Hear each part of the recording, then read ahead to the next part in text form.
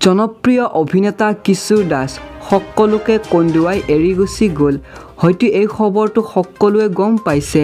আজিৰ এই ভিডিঅ'ৰ জৰিয়তে আপোনালোকক সালমান খানে আচলতে কিশোৰ দাসৰ বিষয়ে কি ক'লে এইখিনি কথা জনাবলৈ চেষ্টা কৰিম।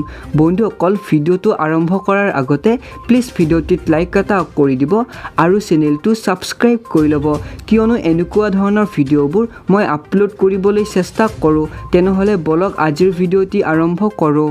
বন্ধুসকল, টুইটাৰ যোগে এটা টুইট আমি দেখিবলৈ পাইছোঁ, য'ত বলিউডৰ জনপ্ৰিয় অভিনেতা সালমান খানে কিশোৰ দাসৰ বিষয়ে এনেকৈ কয়। Assamese actor, model and dancer Kishor Deth is no more. His demise. He lost the battle with cancer after giving thought fight. বন্ধুসকল, এইটো এটা ফেক নিউজ হয়। বৰ্তমান কোনো বলিউডৰ জনপ্ৰিয় অভিনেতা অভিনেত্ৰীয়ে কিশোৰ দাসৰ বিষয়ে মন্তব্য দিয়া নাই, কাৰণ সিহঁতৰ অলপ এটিটিউডটো বেছিয়ে। বন্ধুসকল, মই ভাবোঁ যে সিহঁতে কোনো মন্তব্য দিবলৈ প্ৰয়োজন নাই।